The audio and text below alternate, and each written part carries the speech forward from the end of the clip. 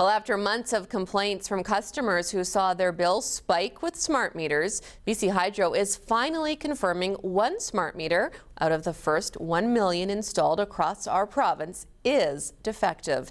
Until it was removed last month, the Kamloops meter was running at a rate that would have charged the customer 5 to 6 times his normal electricity use. Kristen Robinson has the latest. Well, I was completely shocked. It just doesn't add up. It doesn't make sense. Do you think your smart meter is faulty? I do. I absolutely do. Over the last few months, these Vancouver Islanders all received the same two things: a smart meter followed by a huge hydro bill when they say their power consumption hadn't changed. BC Hydro blamed the bill spikes on a colder winter, a low estimate on the old meter, or a misread meter. But now it is confirming at least one smart meter out of the 1 million installed across BC is faulty. NFG, which stands for no freaking good. Mike Smith exposed the 1 in a million meter in his province newspaper column. This smart meter is now undergoing some kind of an electronic autopsy at a lab in Vancouver.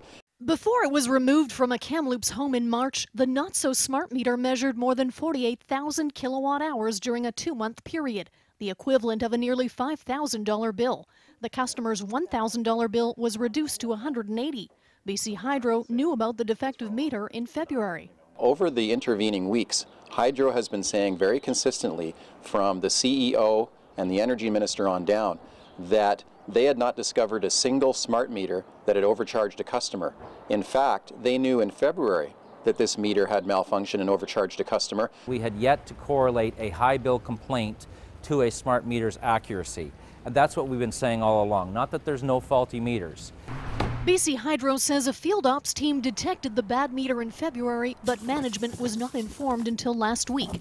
Itron, the U.S. smart meter supplier, is investigating and says it's the first malfunctioning BC Hydro meter it's received. We know that potentially there is going to be some of these meters that will fail, and our objective is to capture and find them in advance of actually inconveniencing a customer in any way in the form of a higher bill. It's time for the Utilities Commission to intervene. I've asked the minister to do that. I think British Columbians are going to be saying that with a unified voice.